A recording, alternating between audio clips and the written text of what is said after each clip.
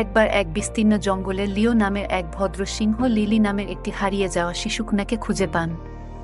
গর্জন করার পরিবর্তে লিও মৃদু শুদ্ধ করে তাকে তার আরামদায়ক গুহায় নিয়ে গেল। জঙ্গলের প্রাণীরা অবাক হয়েছিল, কিন্তু লিওর সদয় হৃদয়কে বিশ্বাস করেছিল। লিও এবং লিলি সেরা বন্ধু হয়ে ওঠে।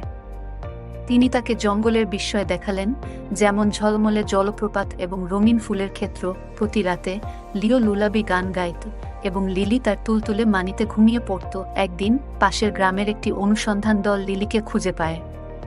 তার বাবা মা খুব খুশি, কিন্তু লিওকে নিয়ে চিন্তিত। লিওর কোমল স্বভাব দেখে তারা বুঝতে পেরেছিল যে সে একজন সত্যিকারের বন্ধু।